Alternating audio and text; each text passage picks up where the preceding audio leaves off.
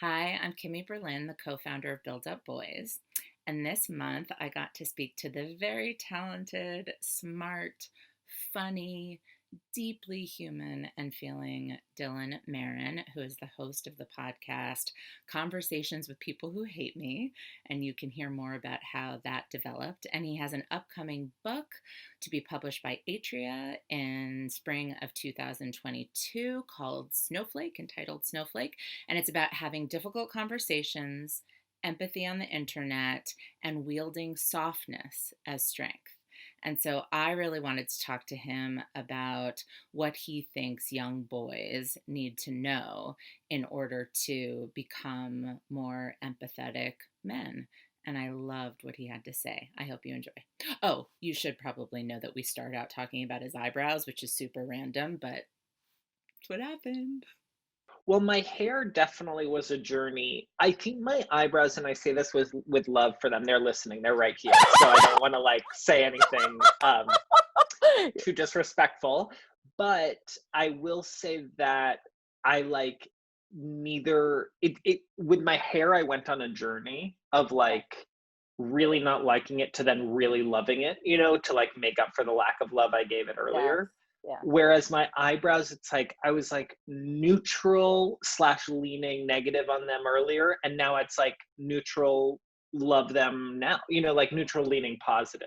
Okay. Not a So not it's a more like just a dramatic, little lean, not like a hate just a love. little lean. I was Yeah. leaning this way, now I'm leaning this way. I'm Okay, like a I like it. centrist who went back from this to this. If someone takes a clip from this interview, they're just gonna take I'm a centrist, and then they're gonna cancel me. So I look forward to that. You're like, because I'm not. Don't worry about it. I will not have that be Yeah. pullable.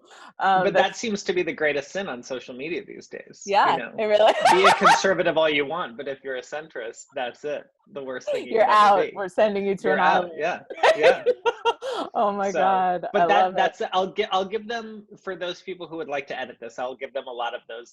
I'm a centrist. I'm a centrist. You're And like, they'll that's just all take I'm that. gonna say the whole Yeah. interview. Yeah. Yeah. Yeah. This is actually about my centrism. Yeah. Yeah. You're like, I'm coming out as a centrist. Yeah. You're the Yeah. first Yeah. to Yeah. know. Yeah. Oh Yeah. Yeah. my God, I love that. Plus. But I think one of the big turning points for me was the 2016 election. And I was making a lot of satirical videos about social justice. And I was, it was like a huge turnaround for me of like, who am I talking to in my satirical videos? In Right. my mind, I thought I was starting a conversation about complex social issues and I was presenting them in an accessible way. That's the very academic, like me on a job application. That's what I would put. It's like, well, I take complex social issues and I wrap them up in an accessible way. And it's still to this day, like that's how up until recently, like that's how I was identifying my work. I would say even still, like that is my aim, is to take complex issues and find a way to like talk about them accessibly. But that election was like, oh, I'm just preaching to the chorus here. I am just taking concepts that people already know, satirizing them, and making them entertaining for people who already know them. And I think what worried me about that is that, like, and that's, I just want to say, crucial to do Yeah. that work of saying truths to people who are already on board to hear those truths, but need to Because be also it's funny, like if you say it in a totally, way that I've totally, thought it, then I feel less totally, alone and I'm able to laugh, and that's a relief. But totally. that's not the bigger thing, which is to, Absolutely. right. Absolutely. And I think to be, to be totally fair, this is not scorched earth at all. I am not putting down all of my work from that time, because there are a lot of stuff there's a lot of stuff that I did that I'm still really proud of, like Can you I give me think an example?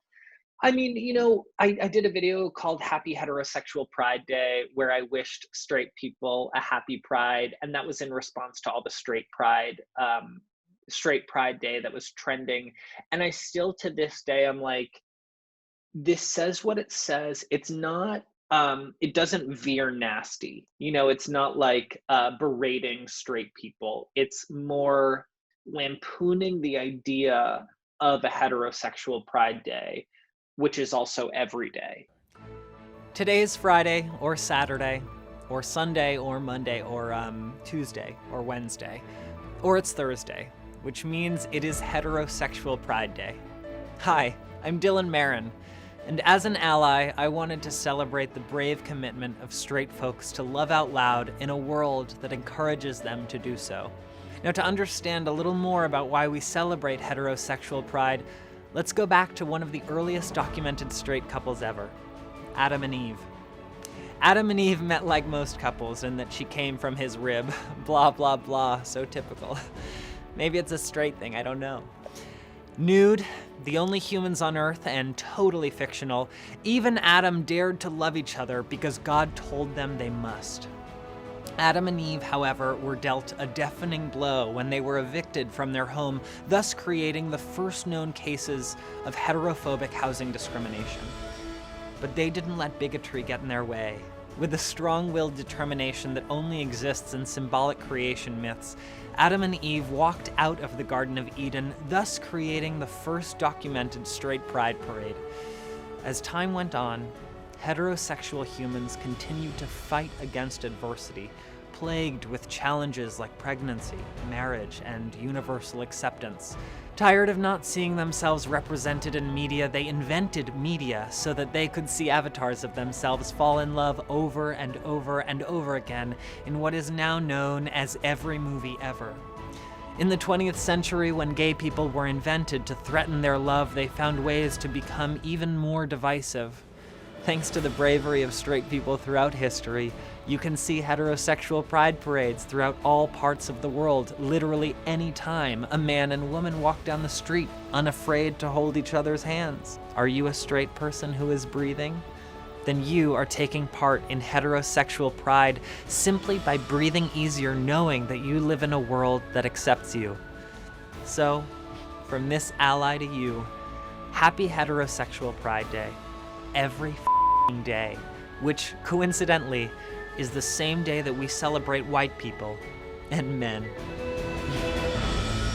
So a video like that is like really fun because it can be, it is also a balm for the soul of people who have a lot of people in their life who are like, well, there shouldn't be a Pride Day, and if there is, there should be a straight Pride Day. And it's like, oh my God, at least I get to laugh at this. I was making videos in a very small, weird window of time when Facebook video was the thing.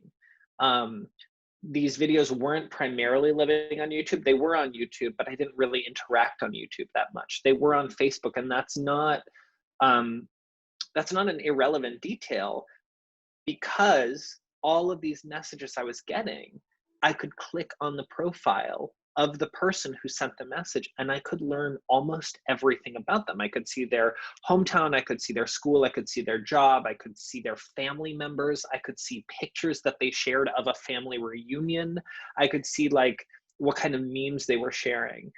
And so every single time I got a hate message, I would do the ritual. I would click on their profile, I would click through their profile pictures, I would scroll on their profile, I would learn about them.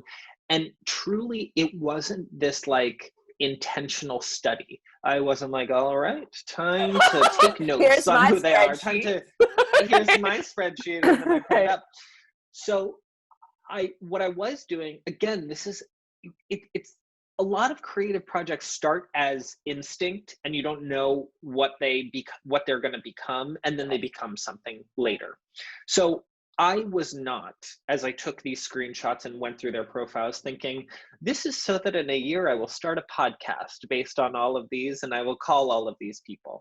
It wasn't. It was truly just like, I am dealing with something, and what allows me to contain it in my mind is that I will take screenshots of it and I will put it in a folder on my desktop called, all caps, hate folder.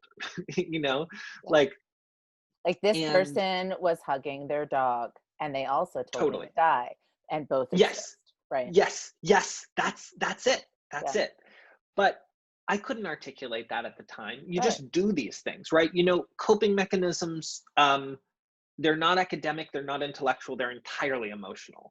It allowed me to be less scared of them because it constructed them as a full human. And again, I think this is only the kind of stuff that I'm saying now in retrospect. No, I understand that. The clear thing that I can say now that I don't know that I would have been able to articulate then, but really what I was just after is that the more I can see them as a human in my mind, the more I will be able to think I can reason with them, you know? Oh. And this, not reason with them like, let's get down, let's get your vote to switch over to the other candidate. I just meant like, it felt like I could disarm them if we could talk to each other. Again, I'm realizing that I'm framing this in a very predictive way of what I ended up doing. No, I understand, but how could you not, right? It all led to that. And that's with everything. Like I'm such a feminist and I'm so pro girls and helping girls with self-esteem and thought I'd work with girls. And then I had boys. And now here I am. And I'm doing this thing I never would have imagined doing. And it came out of my life experience. So I totally understand that, how something's emotional and you're passionate about it and then it evolves. Like how many people were you looking up a day? Like on a day that I would release a video, I would say about a dozen an hour. But that's all messages. What about you wanted to engage with someone who had such hateful things to say?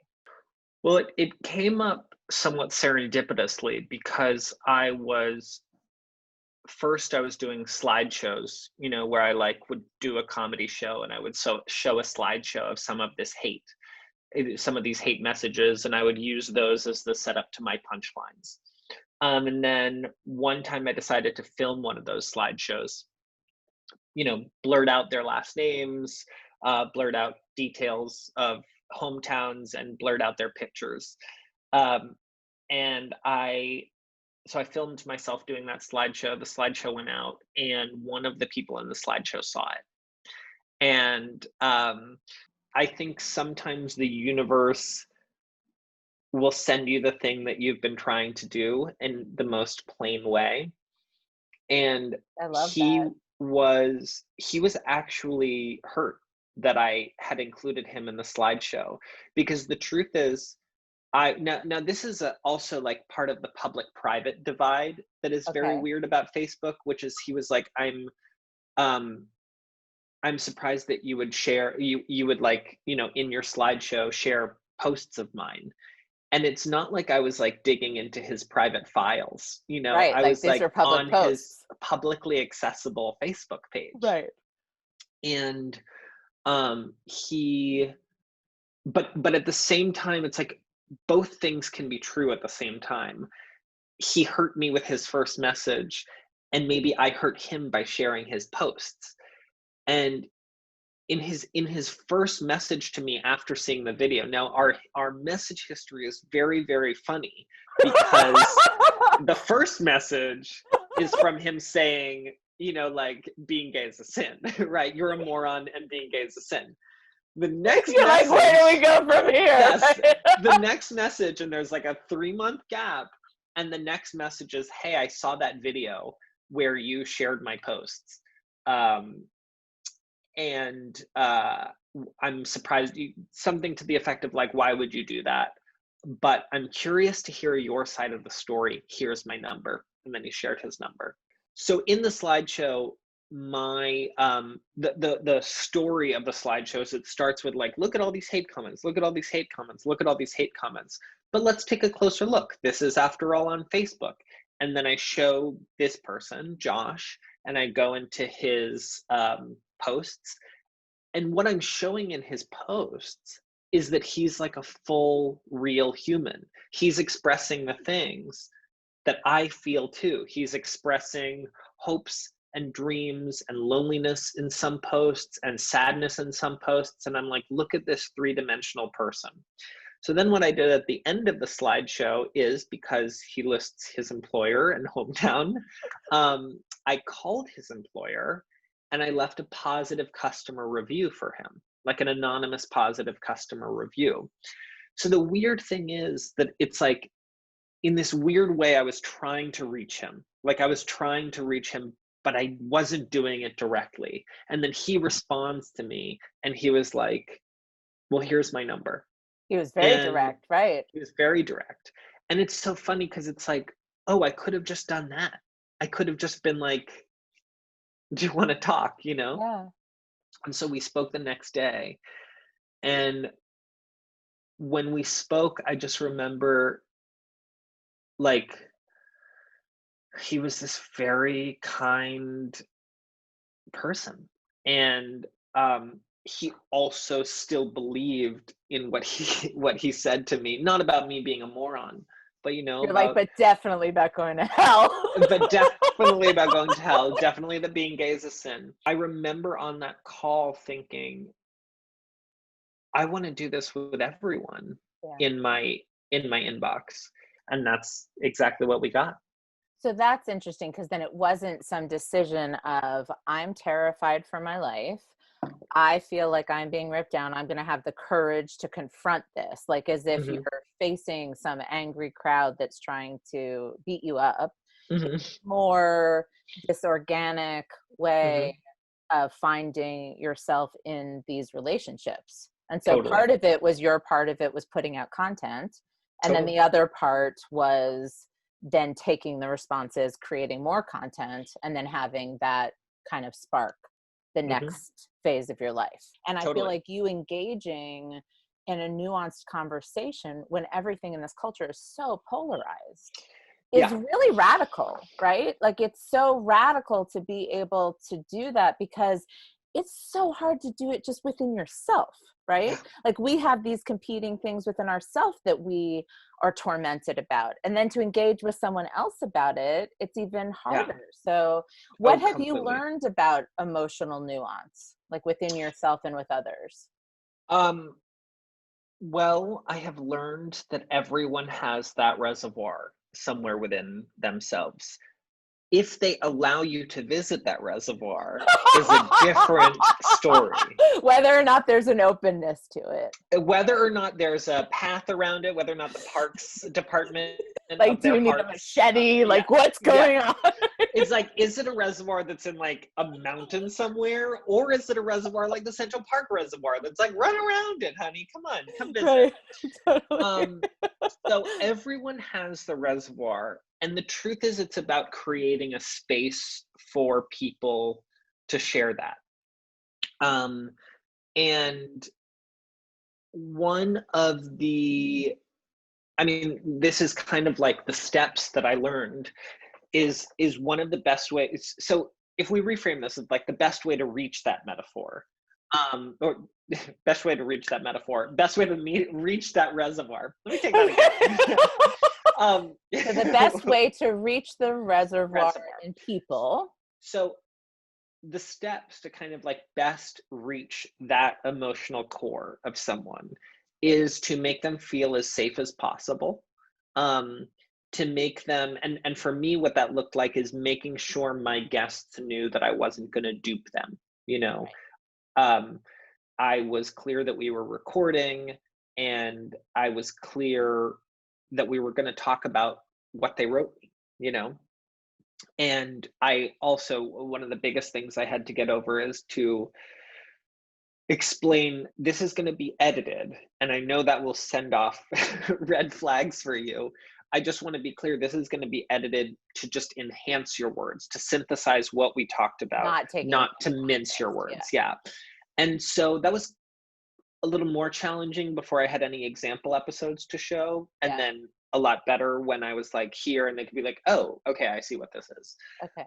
2 is giving them the benefit to pull it if they don't want to use it. Yes, that's huge. I allow them to dictate their own comfort level of anonymity, because ultimately I just want to hear them talk openly. Found like the phone call is this like archaic way to, it's like this throwback.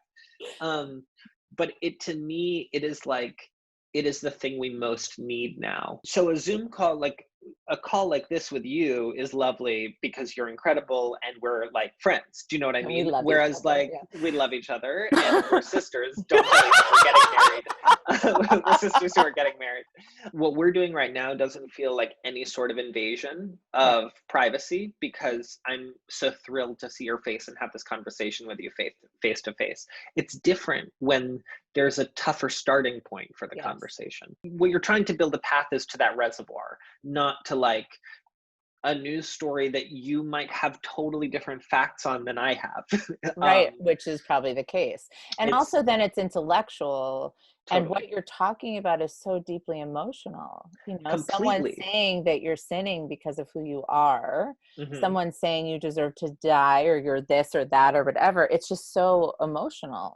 Completely. Versus just a pundit show where you're talking Totally. about, oh, well, I think this and I think this and whatever. And so you're Exactly. really, I feel like what you're getting at, which is really incredible, is how to find humanity where it's been lost. So what, this is why I reject words like trolls, because that is also a dehumanizing term. That's interesting. Yeah. And it's like, I certainly use that word, and then I stopped using that word. Um, but it, it is imprecise because the term is kind of subjective. You realize that everyone uses that word to describe a different group of people. Sometimes it's quite literally for people who target people for internet harassment, right? Sometimes it is for people who disagree with you politically and just keep going, trying to start a Facebook fight with you. Sometimes it's someone who has sent you a hateful message. Sometimes it is someone who just does a funny thing on the internet, and rickrolls you, Right. So I just think it's too much of an umbrella term that there isn't specificity within it. And that's why I But stopped also, I using really it. love what you said about even taking aside the lack of specificity, just this ability to be like, oh, they're a anything, Yeah, right? Slapping any kind of label, completely. any kind of word is just taking away their depth, right? As a human. 1000%. So, And yeah, and then it and it becomes doesn't change binary, the, right? yeah, sorry, I cut you off.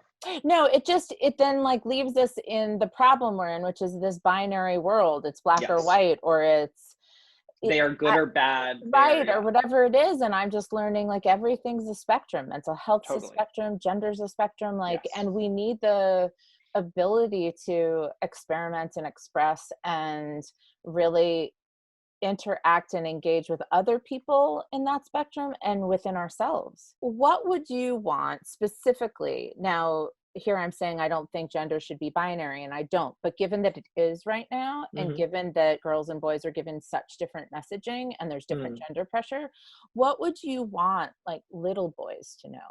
Like, what would you want them to Ooh. know and learn and be able to work on from that emotional place, to help them handle and navigate these difficult issues?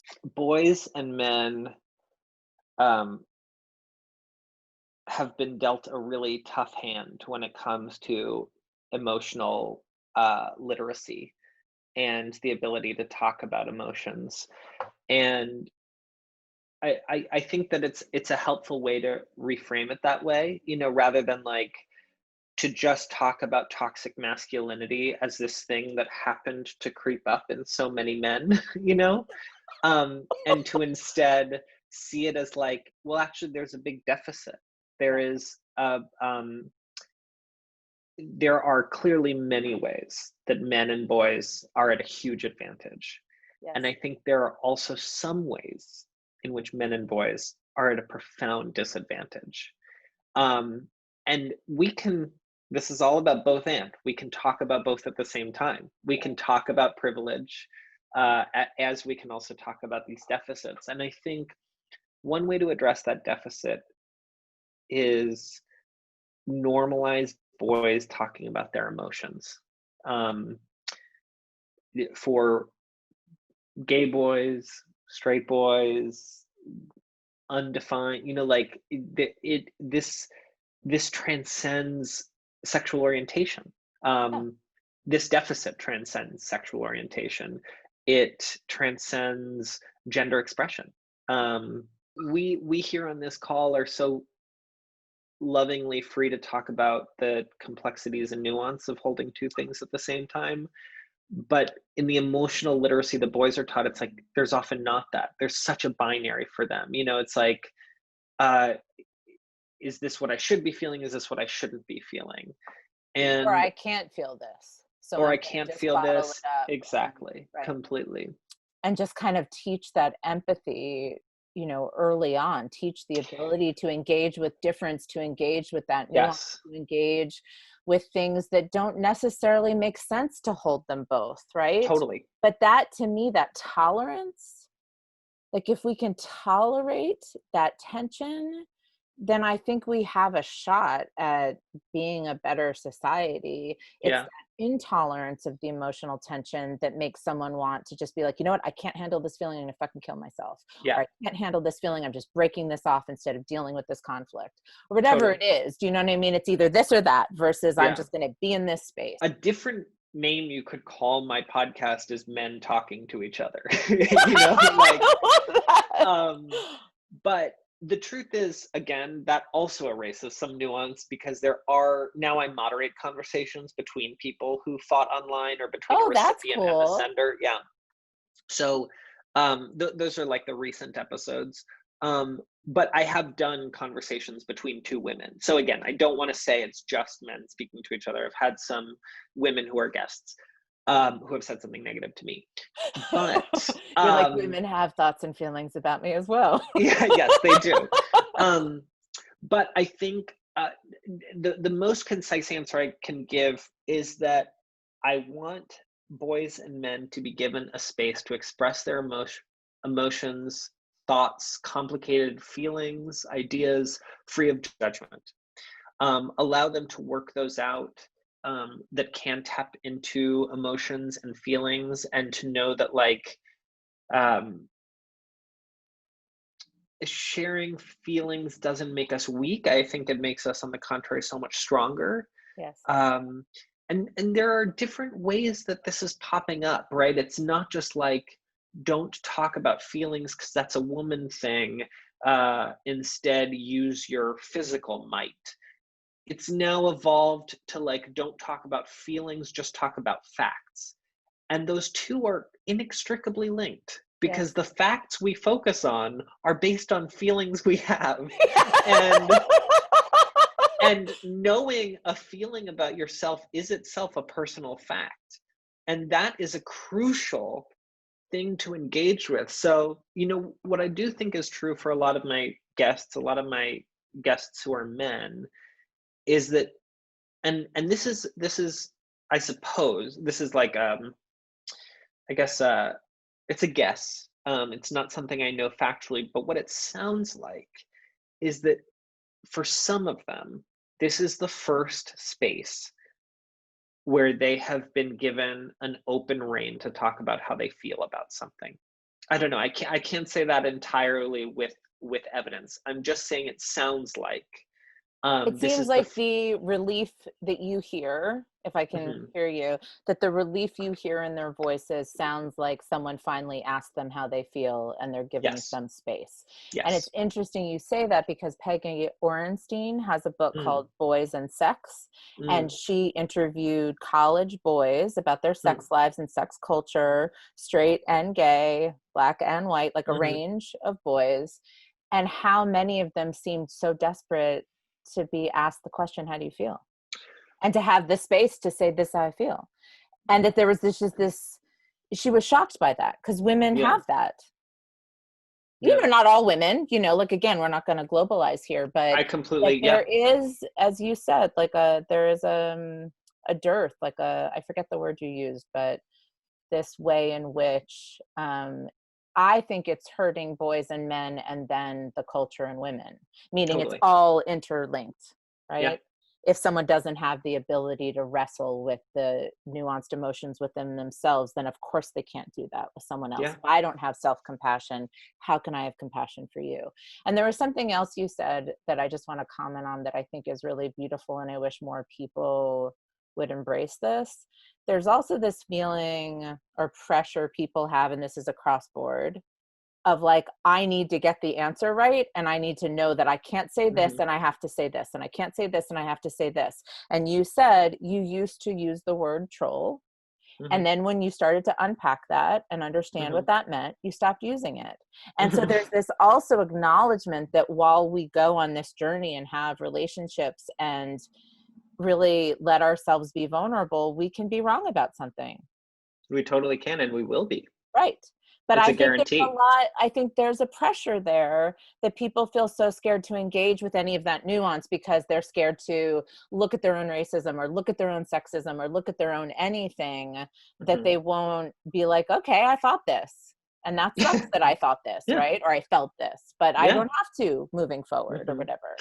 And it's also not berating yourself for that. I think it's like, not only can you and should you evolve, but you don't have to lash yourself for thinking or doing those things. You can see yourself as a product of your environment, as we all are. I mean, I think one of the biggest things that shaped me, which again, I'm only starting to realize now, it was always a truth. I never could figure it out. But my mom is a psychologist. And one of the huge benefits of that is that I could tell her anything, and there was no judgment to it. Like, it was a feeling I had, a thought I had. It was just like the most normal thing that she'd ever heard. And oh, I'm gonna start crying. That's the sweetest, most loving. It really is. And I just want to say, even with a mom like that, I didn't come out until I was 18. You know, like, which is just to say, you can create this oasis in the home, and it's not going to immediately change society outside. I was in a liberal, like, just like liberal, exclusive private high school, right? Quaker high school. And homophobia was still rampant there, right? So just because my mom allowed me to say things without judgment didn't change what other boys were saying at that time. It wasn't safe. She created safety, but the world wasn't She created safety, but it wasn't. But I'm just saying, like, that didn't mean that it automatically, like, snapped my fingers and, like, I was safe with her. So I came out to her when I was, 5 years old. Because she did that for me. I think that's why I can do that for other people. That's why, like, you know what it's like. Yes. You know what it's like. You know what it feels like. And so I think that's why, for me, what I'm most interested is in not shaming the authors of the messages, of the hate messages, or when I'm moderating conversations, letting it be a pile-on against the person who said the negative thing. But instead to just use that as a starting point to get to know them and to figure out why they wrote that. Truly without judgment, because I think that allowed them to open up more. And then that's where you find the humanity. Yeah. I love it. I love what That's you're the doing. reservoir. Thank you so much. I love what you're doing too.